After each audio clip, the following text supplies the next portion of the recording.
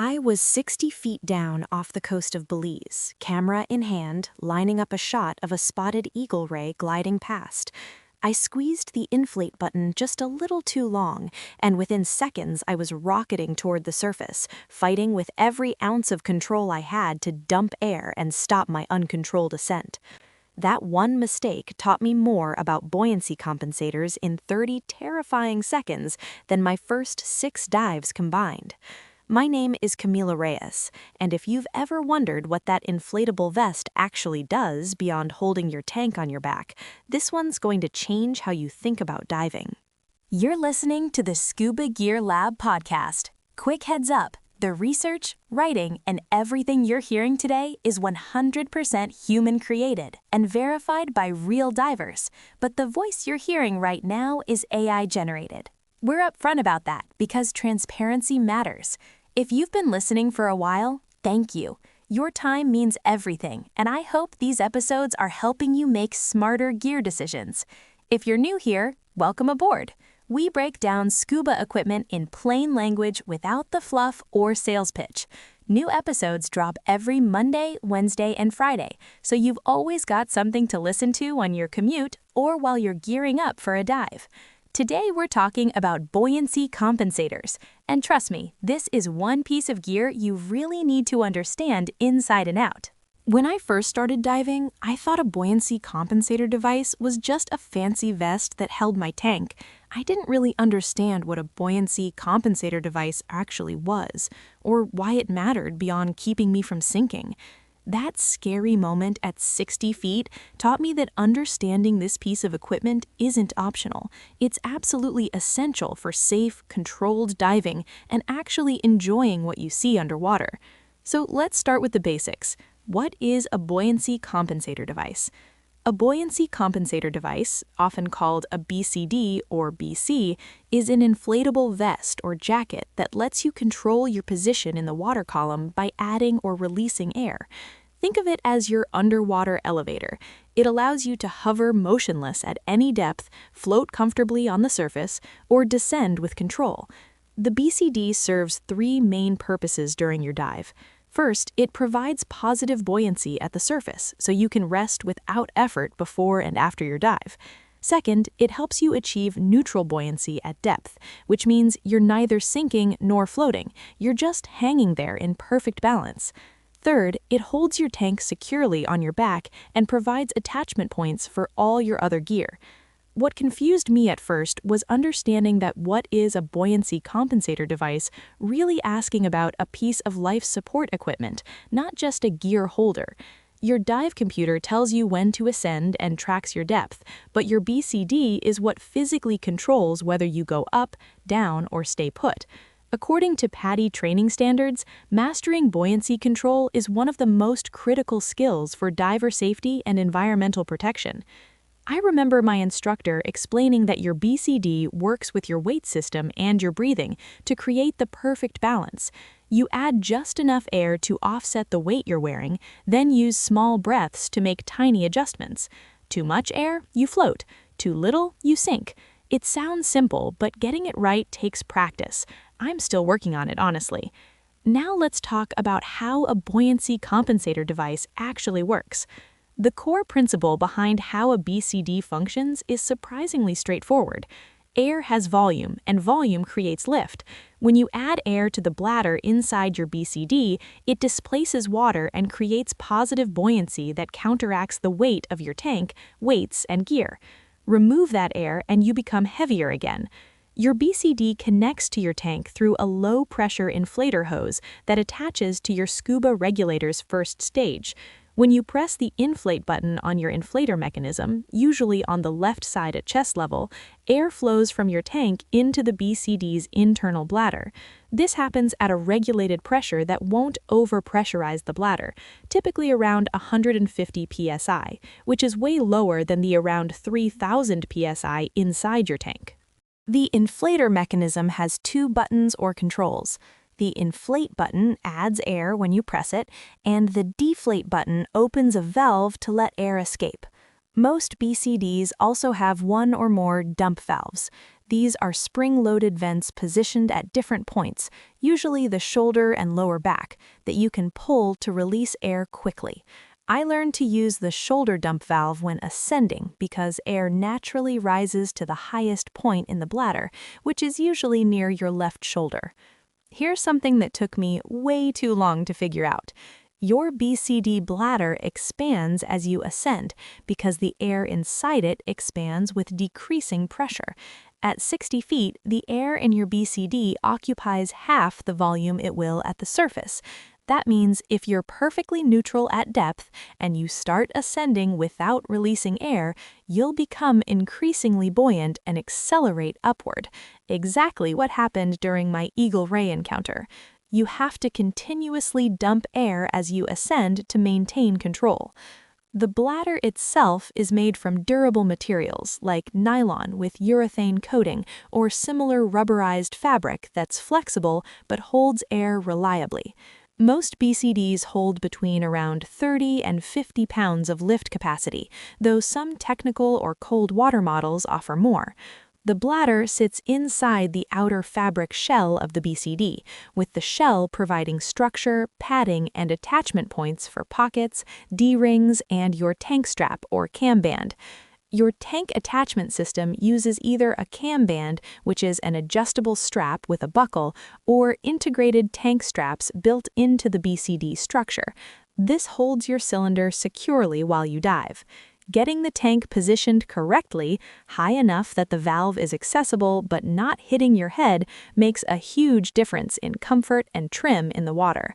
So why does understanding your BCD matter so much? When I'm lining up a photo of a seahorse or trying to hover over fragile coral, buoyancy control is everything. You can't get close to marine life if you're bouncing up and down or accidentally crashing into the reef.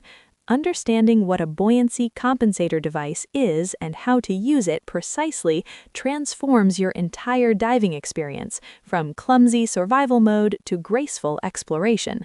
From a safety perspective, your BCD is literally what brings you back to the surface. If something goes wrong at depth, you're out of air, your buddy needs help, or you're feeling unwell, inflating your BCD creates the positive buoyancy you need for a controlled emergency ascent. That sounds dramatic, but it's why every BCD pre-dive safety check includes testing both the inflator and dump valves before you enter the water. But beyond emergencies, your BCD affects your air consumption, your energy expenditure, and your ability to protect the underwater environment. When I finally got my buoyancy dialed in around dive 40, I noticed my tank lasting 10 to 15 minutes longer because I wasn't constantly finning to stay in position. I was using less energy, staying calmer, and breathing more slowly. All because I understood how to use tiny adjustments instead of big corrections. For underwater photographers like me, mastering buoyancy control is non-negotiable.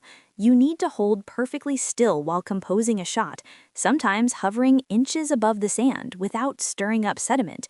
Your BCD makes that possible, but only if you know exactly how much air to add or remove for micro adjustments. Moving on to the different types of buoyancy compensator devices. There are 3 main BCD designs, and understanding the differences helps you figure out which style matches your diving. I started with a jacket-style BCD because that's what my dive shop rented, and honestly, I didn't know other options existed. First up, jacket-style BCDs. These are also called vest-style. They wrap around your torso with air bladders on the sides and sometimes the back. They're the most common rental BCDs and what most beginners learn on. When inflated at the surface, they hold you upright in a comfortable swimming position with your head well above water. I still dive a jacket BCD because I like feeling secure and stable at the surface between dives, especially when I'm dealing with my camera gear. The downside is they can feel a bit bulky and push you slightly forward when fully inflated underwater, making horizontal trim a little harder to achieve. But for recreational reef diving in calm conditions, they work great. Then there are back inflate BCDs. These have the bladder entirely behind you, against the tank. This design keeps the front of your body clear and pushes you into a more horizontal swimming position underwater, which many divers find more streamlined and comfortable once they adjust. The thing I've heard from friends who switched is that back-inflate BCDs can feel tippy at the surface. You tend to fall forward face first if you're not careful. That can be annoying when you're trying to rest or have a conversation before descending. The jacket versus back-inflate BCD debate really comes down to your priorities and dive style. Finally, wing and backplate systems. These are sometimes called BP/W for backplate and wing. These are modular systems popular with technical divers.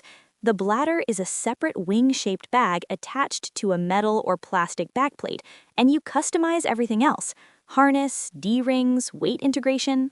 These systems look intimidating to me, honestly, but divers I know who use them love the streamlined feel and the ability to configure everything exactly how they want it.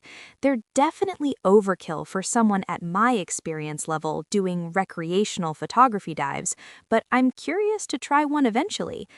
Let's tackle some frequently asked questions about buoyancy compensator devices. What is a buoyancy compensator device used for in scuba diving? A buoyancy compensator device is used to control your vertical position in the water by adding or releasing air, allowing you to achieve neutral buoyancy at depth, float at the surface, and make controlled ascents and descents while holding your tank and gear securely. How do you inflate and deflate a BCD underwater?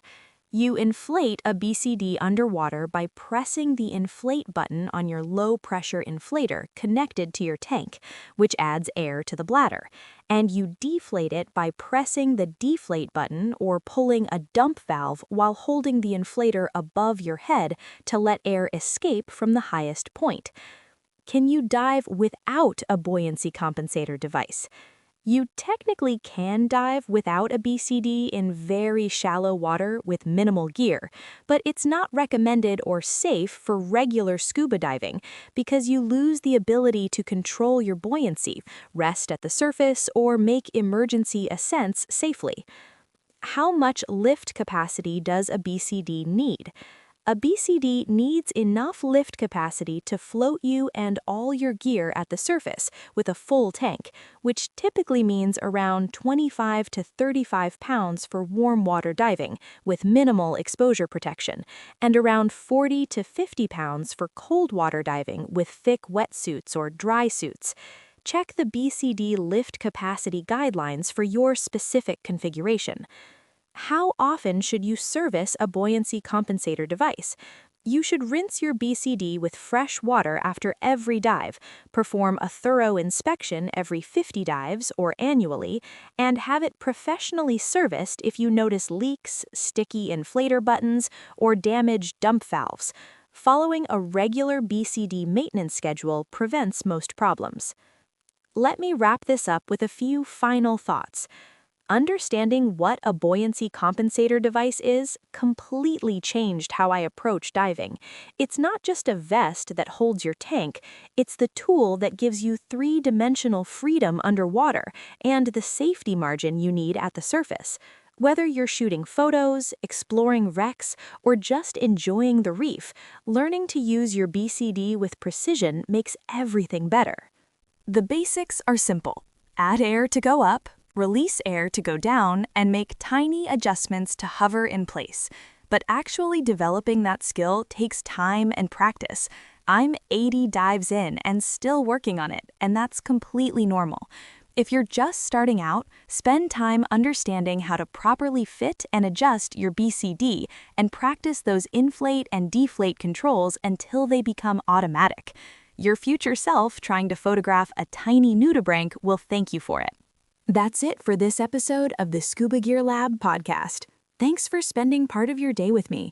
New episodes come out every Monday, Wednesday, and Friday, so you've always got fresh content coming your way. If you found this episode useful, it would mean the world if you'd leave a 5-star rating and a quick review. That's genuinely how other divers find the show, and it helps us keep creating content that's actually helpful instead of just noise. And hey, hit subscribe or follow so you get notified the second a new episode goes live. I'll catch you on the next one.